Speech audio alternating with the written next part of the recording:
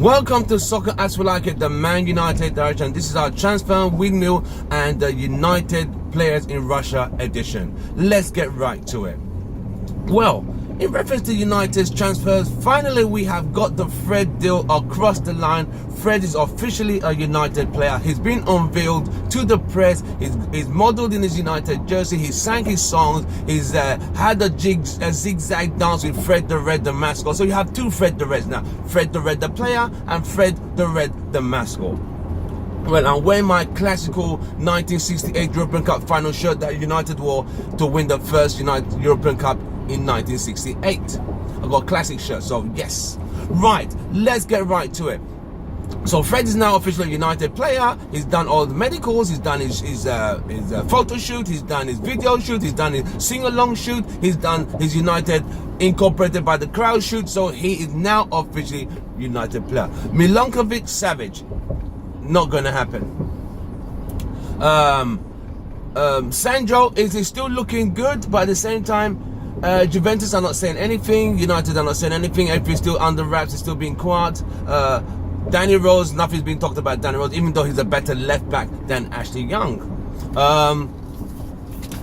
In reference to Perisic, we all saw Perisic when he played for his country, and boy was he woeful. I mean, I'm glad United did not pay that kind of money that they were demanding, because he was rubbish. Absolute rubbish. If we go into the World Cup now and see the update on United players, Pogba, what can I say about it? What can I say about the guy? He does what Pogba does best. He has scored one goal in the first match against Australia. In the second game yesterday against who did they play against? Oh my word! Oh no, France. He made the goal that Mbappe scored. He scored the only goal of the game but he made the goal that Mbappe scored. So, you know, it's one of those situations that against Peru, it was France against Peru, and there's so many games going on in my head, and you know, it was France against Peru, and Pogba dispossessed a player like he always does, set up a good play, and Mbappe, Giroud was in, and Mbappe was there to follow up. And I did not see the haters applauding Pogba. All I kept hearing was, is that all he's got? 90 million, is that all he's got? I mean, why don't you haters just shut the F up, for crying out loud? Appreciate beauty of the game of football. Stop having your individual hatred cloud your judgment of a player who is going through a transition. Juventus and Man United don't play the same way. Enough of Pogba, let's move on swiftly. Lukaku, he's done well. Belgium, he put 2 goals for Belgium against Panama. Okay, it was against Panama, but he still got his 2 goals, and he's still doing it for Belgium as he's done for United. So that you have Pogba for United, we have Lukaku for United, who have done well and have put their names on the score sheet. We're still waiting for Rashford to score. We're still waiting for Manutd. Manutd is not going to score. It would take a 25-yard power driver like he done against Crystal Palace for him to score those kind of goals, and those come once a blue moon, mate. Once a while, or when he decided to find his way into the box, then we'll see Manutd. But till then, nah, we're not expecting any goal from Manutd. Well, Ashley Young is Ashley Young, whatever. Let's move on from Ashley Young's case, because talking about Ashley Young. Fellaini's case, I'm going to talk about Fellaini's case quickly. Fellaini has not joined any other club. So what is happening now is, right, Fellaini hasn't joined any other club. He's been marketing himself, but he's not signed for anybody. He's not signed for anybody. So what he's done, because United were still begging him and still left a contract for him, it looks like he's going to come with his tail between his legs and sign a contract. And we're going to have another season with Fellaini. If Fellaini stays, it means we won't need to buy another midfielder. Is that not what that means? Even though Carrick is retired, Fellaini's supposed to leave, but he's not leaving. So where does that leave us? Where does that leave United? I really wanted us to get rid of Fellaini, and you know, he's really disrespected the team, the club as a whole. Why should Man United be begging a player of his caliber? I'm talking caliber here, to stay at United. What does he offer? Long ball? He's not the best on the ball.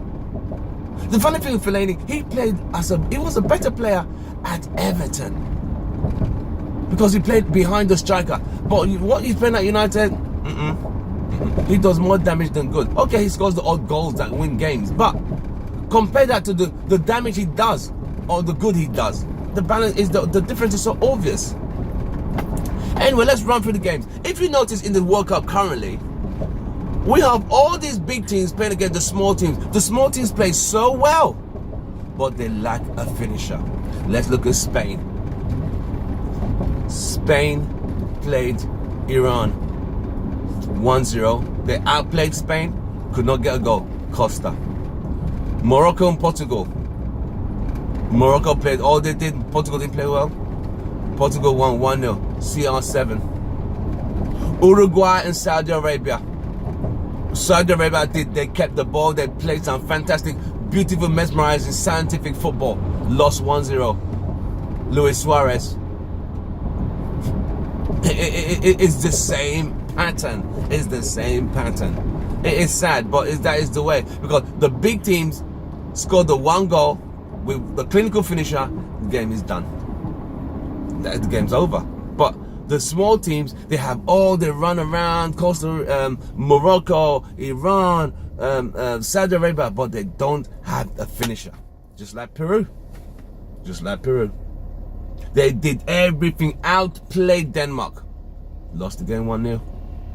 It's sad, but that's the beauty of the game. You know? When you have a player like CR7 on your team, Costa on your team, Suarez on your team, these guys will get you a goal when it actually matters. That is the difference between these guys and those teams who keep the ball but cannot find the net. It's sad, but it's the way it is, unfortunately. Right, I just seen a beautiful game between Brazil and Costa Rica. I mean, was that not a game, or wasn't that a game, mate? That was fantastic. I mean, Neymar, okay, he tried to con the ref and get a penalty. VAR, no penalty, but they found a way. Coutinho dug deep. Same thing, Brazil and Switzerland. They dig deep. Just a one clinical person. Costa Rica, don't get me wrong, are very organized. They played some beautiful football, and I mean beautiful football. Beautiful football. But they defended well. They did everything right. Could not find a way, but Brazil found a way and won 2 goals. Beautiful goal from Coutinho and Neymar, all in injury time, and that's the beauty of World Cup football.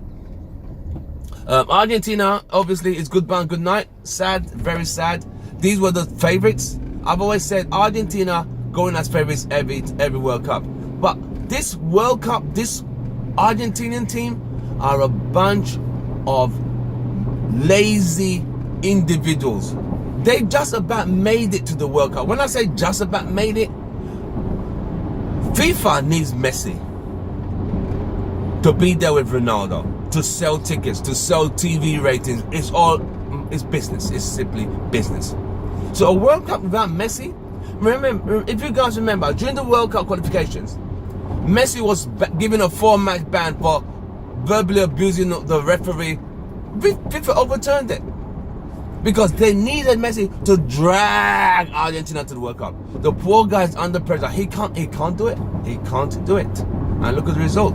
They got thumped 3-0 by Croatia yesterday. 3-0. Not even a response. They're out. It's goodbye and good night. They're done. It's over. So Messi's World Cup's over. Is he going to retire again like he always does? Throws his toys out the pram. Oh, I'm done. Messi, it's been a pleasure watching you. Adios, mate. Goodbye and good night. On your bike, son. Well, that's the World Cup roundup so far. We've got some good games. We've been watching some really good games. France have qualified. Brazil on the edge. We're going to watch Nigeria today, see how they qualify. I think with Nigeria, you just don't even know what to expect from them. Don't know what to expect. So we'll just have to wait and see. I'm really happy for Pogba and France. I really am happy. I mean, they played well, but the haters keep saying, well, they haven't turned up. Sometimes you don't have to play good to win a game. As people have seen, Portugal did not need to play fantastic football against Morocco. They got the 3 points. Spain didn't need to play fantastic football against Iran. They got the 3 points. That's all that matters. Uruguay were outplayed by Saudi Arabia. What was the final score? Uruguay 1, Saudi Arabia 0. That's the beauty of the game. From me, don't forget to smash a like on this button, on this video. Just smash the like button. Don't forget to share the video. Don't forget to Subscribe if you're new. If you're a new viewer watching my videos, don't forget to subscribe, and don't forget the most important thing is turn your notification buttons on so you get our videos. From me, Soccer As We Like It, the Man United direction. We are out, and we shall see you next week for a further update on United players in Russia and the transfer windmills of United going forward. Thank you very much.